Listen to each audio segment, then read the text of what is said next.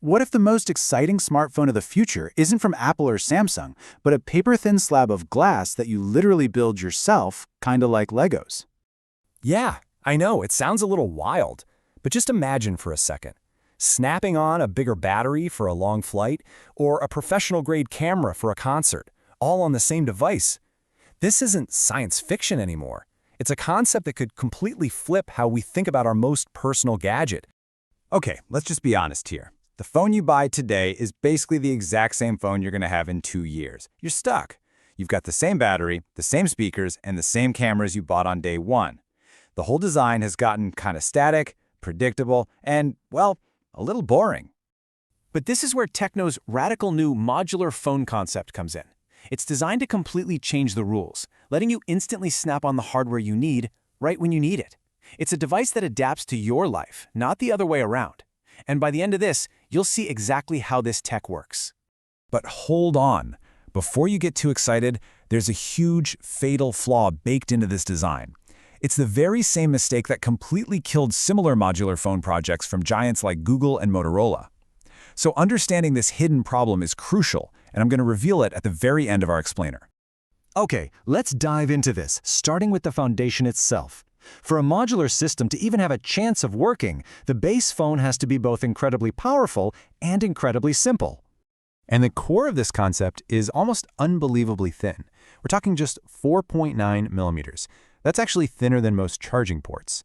It's pretty much just a slab of screen and processing power stripped down to its absolute essence. And when you put that 4.9 millimeters into perspective, it makes even the thinnest phones on the market, or even rumored future phones like an iPhone Air, look like absolute bricks by comparison. So how is that even possible? Well, the base is so slim it doesn't even have room for a normal USB port. All the magic happens on the back, which is covered in 8 different magnetic zones, and inside those zones are tiny little pogo pins that transfer both data and power. This is the secret sauce that lets you just slap on whatever hardware you need and it just works. But let's be real, a razor-thin phone with a few magnets is totally useless without the right parts. And that leads us to its absolute craziest feature, the one that gets all the attention.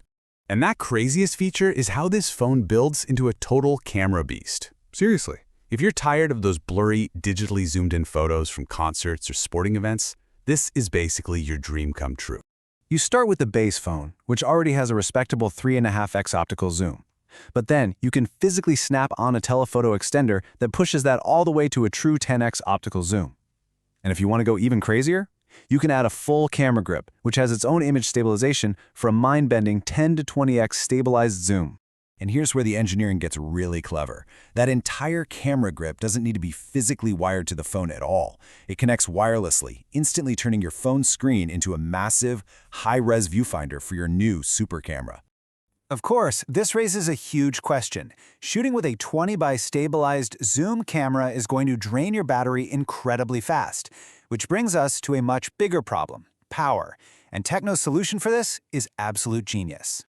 This is where the whole modular concept goes from being just a neat trick to a genuinely practical idea: stackable, swappable power.